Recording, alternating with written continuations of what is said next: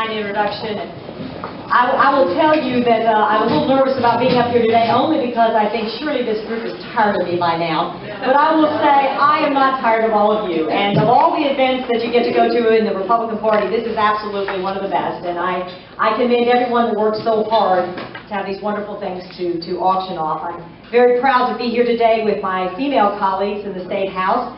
And my new dear colleague, Senator Steve Dickerson. How proud we are of you, Senator.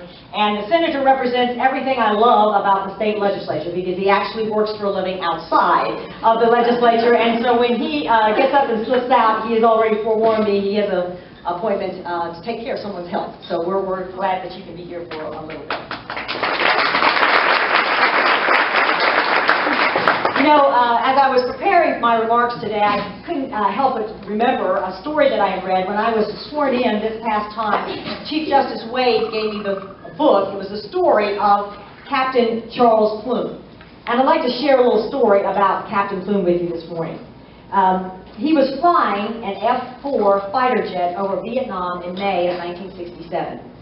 And he was struck down by a Soviet missile that engulfed him in a fireball. Suddenly, Plume found himself upside down thousands of feet over Hanoi with 3,000 gallons of burning fuel. With his controls locked, Plume somehow managed to upright the plane and eject. He parachuted out of the plane into North Vietnam, where he would be a prisoner of war for 6 years. Years later, Plume was in a restaurant when he was approached by a man who said, "You're Captain Plume." Acknowledging the gentleman, Captain Plume said, "Yes, I am." And the gentleman said, "You flew jet fighters in Vietnam. You were on an aircraft carrier, Kitty Hawk, and you were shot down. You parachuted into enemy hands, and you spent 6 long years as a prisoner of war." Plume was astounded that the stranger knew all about him, and he asked, "How in the world did you know all that?" The stranger was one who had labored in the bowels of the aircraft carrier, spending endless hours packing parachutes. And so he replied, "Well, Captain Plume, it's because I packed your parachute that day." Plume jumped up, grabbed a hold of the man and hugged him, and said, "If it were not for you, I would not be standing here today." And so when I look out over Nashville Republican Women, I can honestly say, if it were not for you, I would not be standing here today. You helped me very early on in my career. You stuck with me through the rough times. And not only that, when I was chairman of the Republican Party, I would come to this group and ask you to go the extra mile and help people in far away Bolivar County, way out in West Tennessee or wherever, and you always managed to come forward and give them support. And it was through that effort that allowed us to take what is now the supermajority. You know, we have accomplished tremendous things as Tennessee Republicans. I know we're all very proud of that. You know, to have a remarkable man of such integrity as we have in Bill Haslam as our governor, to have a Republican lieutenant governor, which, regardless of what you might read in the press, we are getting along just fine. I had a nice conversation with him just yesterday. We decided that when we met to go to the building commission this Thursday, we were going to skip down the hall hand in hand so that we could overcome any rumors that might exist in the media. But and something that I never thought I would see in my lifetime, a Republican Speaker of the House. And all that came about because of you packing a lot of parachutes for a lot of people, but from a selfish standpoint, especially for me, and I am extremely grateful. You know, I'm not going to spend time talking about our accomplishments today, because you know them as well as anyone. We wouldn't be here if you hadn't helped us get those accomplishments. I'd like to just talk to you for a few moments about why I want you to keep involved. And I tell you, there comes time for all of us that we get a little disgruntled, we get a little angry, and we say, "I'm fed up with it. I'm fed up with participating in politics. There's internal fighting. I'm tired of it. I want out." And I'm going to ask you not to do that, because I tell you what, there is a lot at stake. And when I ask the question, what do we have at stake for our state, for our nation, for our party, I think it can be answered with just one word. And that word is liberty. Liberty is at stake. Right. At the very heart of the principles this country was founded upon lies one enduring principle, and that is the principle of liberty. Ronald Reagan once said, "As government expands, liberty contracts." Those words have taken on new meaning in today's world. I don't think when Reagan spoke those words, he could even imagine how much we're seeing every facet of our liberties challenged, both economic and civil. You know, perhaps one of this nation's most iconic symbols of liberty is the Liberty Bell. But it was not originally known as such. When it first rang in July of 1776 at the birth of our country, it was simply called the State House Bell. Yeah, they did believe in states' rights back then. And that the ringing, of course, signaled the first public reading of the Declaration of Independence.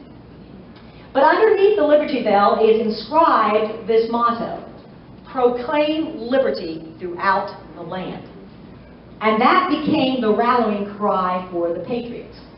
And so eventually, they gave the name that exemplified what it really stood for, liberty.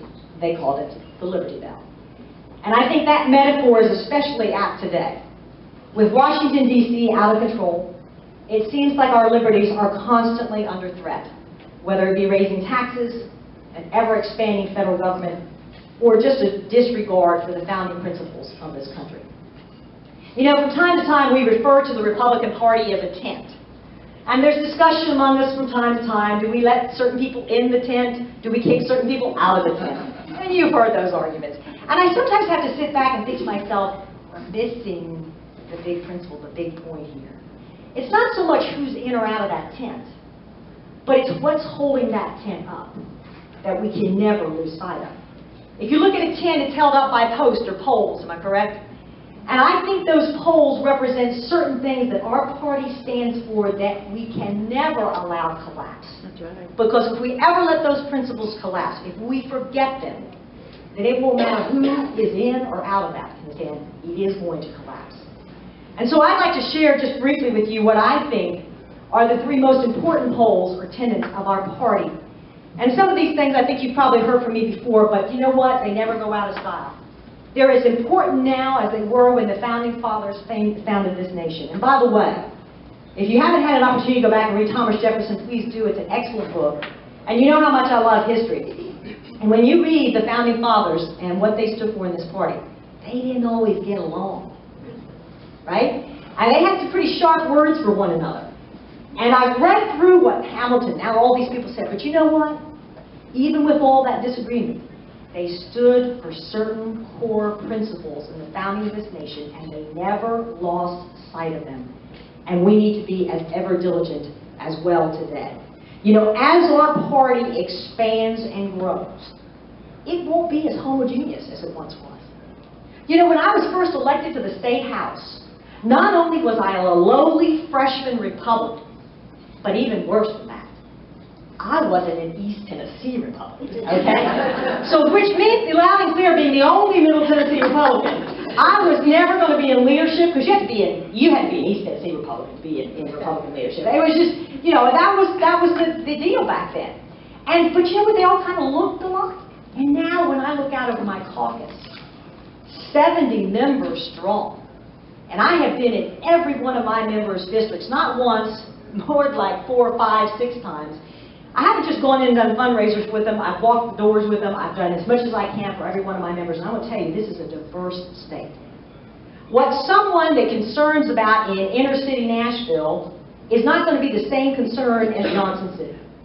And what is very, very important in rural West Tennessee is not going to be the same thing that's important in Shelby County. And my job as Speaker is to hold that group together. And the only way I can do it, because they will disagree with me sometimes, they'll disagree with each other, is constantly remind them, hold tight to the principles that have made you a Republican in the first place. And the first principle that I think is so critical is that government is best that governs least. You know, it never goes out of style to keep saying that. When I went to my caucus, I said, look, I want you to take a tough step this session. I had my feet under me a little bit as Speaker, and I said, I want to do something I've always wanted to do. I want you to limit the number of bills you introduce. Well, this was just, the lobbyists were up in arms, the members were up in arms. I said, trust me on this, that government is best that governs least. You see, members, bills turn into laws, which turn into big government. And I want you to scale back and think specifically, what do I want to accomplish? And then focus your efforts on that. I think it's worked well. We went last year from over 4,000 bills to right at 1,200 bills this year. That's a big deal. And it allowed us to accomplish what I think is very important to you as taxpayers. We finished our work in a timely fashion. And I think that's one of the best gifts we can give you. You know, as the legislature worked to complete its business for this year, it included a balanced budget, cutting taxes. About $43 million were cut out of taxes this year. And we expanded economic liberties in the state of Tennessee. And don't you ever think that that came easy, because it doesn't. I mean, I've learned as speaker, pulling that finance committee in and working with them is a hard thing. It's hard for a number of reasons. One, we were under Democrat control for so long. And as Republicans, we would sit back and see the Democrats get their pork barrel projects funded for their district. And all of a sudden now we're the Republicans. So I had my members trot in and say, "The Speaker, the Democrats got all these pork barrel projects for their district. Now it's my turn. I want this in this Republican area." And I think, no. That's not what this party stands for. And I mean, I know you had Charles Sargent come and speak to you. If you bless your heart, because if you can understand it, you've accomplished something more than I'm able to do. So I love it dearly. But I said, Charles, you've got to stand with me on this. We have got to say they have to have statewide application in order to be funded. Please don't let us slip into what the Democrats did, was all these pork barrel projects. We will lose sight of controlling this budget and keeping it in reign. He stuck with me on it, and that's not easy. That was not easy to do. But I appreciate the fact that he was able to do that, because it made a tremendous difference. And it's not up to us to govern just like the Democrats govern. We must govern better. We must govern differently. And I think we're on the right path to do that this year. But you know, as we were passing that, and I will also say this about the tax situation. Anybody can get up to you and say, "I don't like taxes. We ought to cut taxes." That's all fine and good. But where the rubber meets the road is sitting in that room figuring out how you're going to lower the taxes and still keep your budget balanced, and what you're going to eliminate. You know, we talk a lot about reducing the sales tax on food, which I'm so glad we were able to do. That was part of the governor's initiative. We lowered it down a quarter, 5.25 to 5. Doesn't sound like much, I know, but that cost the state right at $25 million this year. So we had to make that up somewhere in that budget. In addition, we implemented the second phase of the phase out of the death tax. And I will one more time brag on Charles Sargent on this. I introduced the elimination of the death tax in 2002. A man named Bob Husham came to me and said, "Beth, this is an unfair tax. You're taxing people twice. It's wrong." I said, "I don't disagree with you. I'll put it in." I went before the Finance Committee. Obviously, they killed it, and rightfully so. We came back. I did it almost every single year I was in. I said, "Okay, this year," I called Charles in. I said, "We're going to get this started. We're going to do it. Figure out how to do it, Charles, and let me know." So we met with Arthur Lafford, we met with Lee Beaman, we met with some of these folks and figured out a way to begin the phase out of the death tax. So it's going to take us till 2016 to completely eliminate it, but we're doing it in a fashion where our budget is not hurt and we're meeting the expectation of lowering your taxes. Now contrast that. At the same time, Tennessee was passing a balanced budget, restoring our rainy day fund, lowering taxes. Compare that to President Obama and the release of his budget plan at the exact same time. I was struck by the contrast in the way Washington and Tennessee operate. The president's budget proposes more than $1 trillion in new taxes. And as he traveled around touting this plan, he keeps referring to all the new revenue the plan brings in and how he can use that to reduce the deficit. Well, he can use the word revenue all he wants, but let me call it what it is. Your money. And to ask you for more of it because Washington has acted irresponsibly and has irresponsibly spent what you just gave him is the definition of insanity. And that's what we're doing in this country right now. Here in Tennessee, the contrast, we did balance our budget. Hard to do, but we shrunk the size of government. And I'm proud of us for doing that. You know, I think this little story illustrates how Washington, D.C. Manages and how the federal government operates. I'll share it with you real quick. Once upon a time, the federal government had a vast scrap yard in the middle of the desert. The government said, someone may steal from us at night. So they created a night watchman position and hired a person for the job. Then the government said, well, how does the watchman do his job without instructions? So they created a planning department and hired 2 people, one to write the instructions and one to do the time study. And then the government said, well, how do we know the watchman is doing the task correctly? So They created a quality control department and hired 2 people. One was to do the study, the other was to write the reports. And then the federal government said, well, how are these people going to get paid? So they created 2 more positions, a timekeeper and a payroll officer. And then the federal government said, well, who will be accountable for all these people? So they created an administrative section and hired 3 people, an administrative officer, an assistant administrative officer, and a legal secretary. And then the federal government came back and said, we've had this command in operation for 1 year, and we are $1 billion over budget. We must cut back. So they laid off the night watchman. Now, we may think this is funny, but really, did we not just see this play out in the newspaper? What did they do with the air traffic controllers? You know, that was only a 4% cut in their budget, but they cut 10% of their air traffic controller, affecting 40% of the flights in this nation. The Wall Street Journal had a whole analysis of it. It was crazy. It was the essence of insanity. That is how they have decided to manage up there, and it is wrong. Because the real problem is not being seriously addressed in this nation. And it scares me for how we can manage in state government and really the future for my children in this nation. The federal government has lost sight of what its limited roles should be in our lives. And they should get out of domestic issues because they cannot efficiently and effectively run those programs. And until we do that, we will always have a crisis in the nation because we're way out of whack in our budget. So, you know, it's easy for me to be critical of the federal government. I will also tell you I've also been critical of my own state government.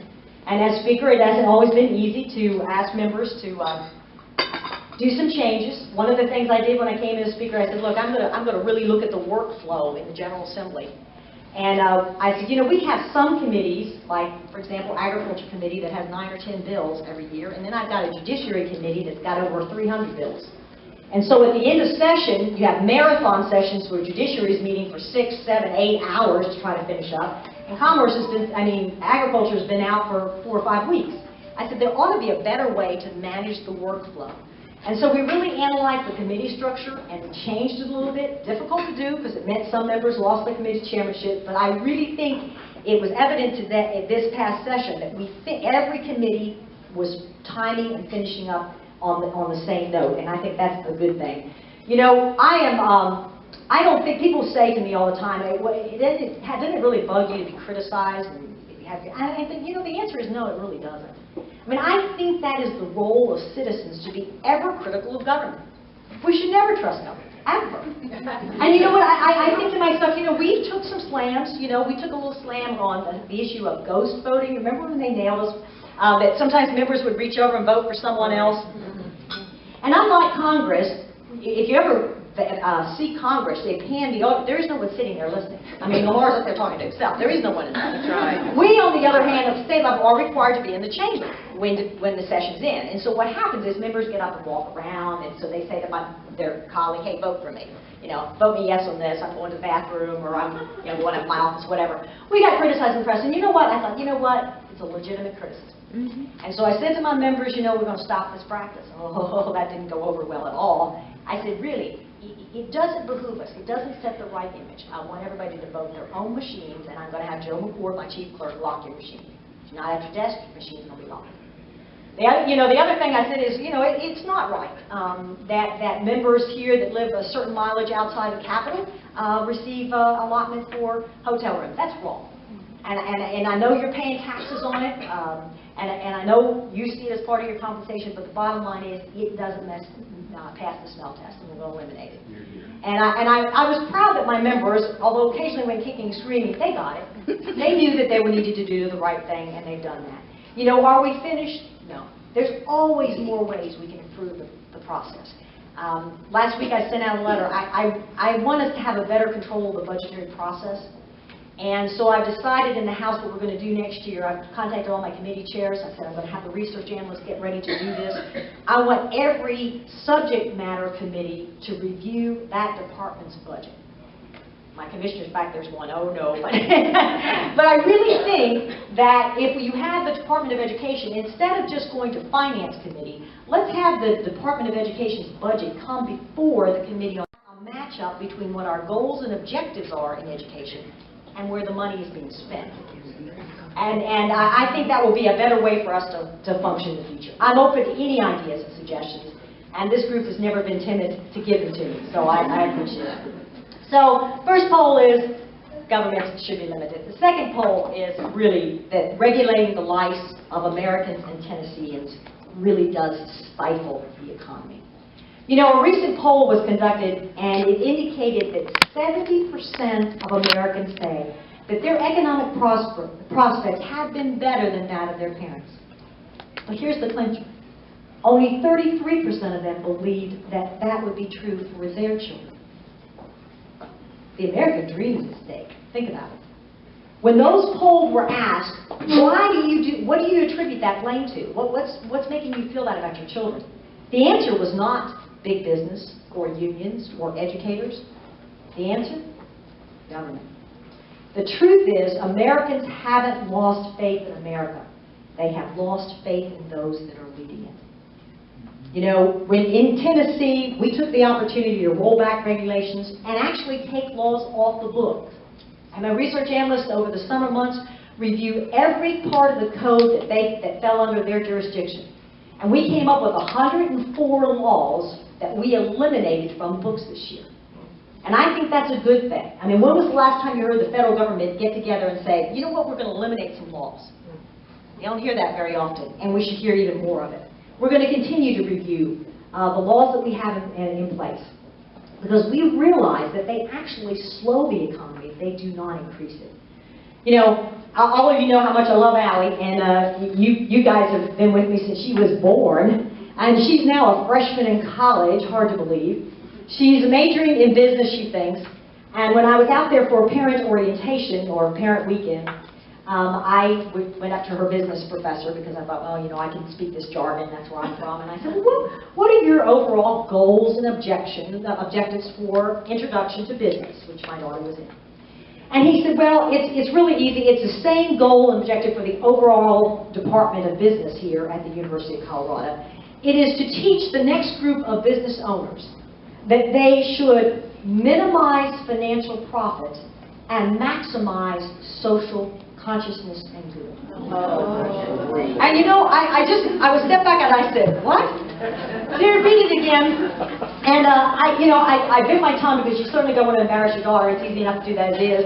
So I said, well, you know, I just have to tell you, I'm sure glad that her daddy, who is in business, didn't decide to minimize profits, or we wouldn't be paying your salary right now.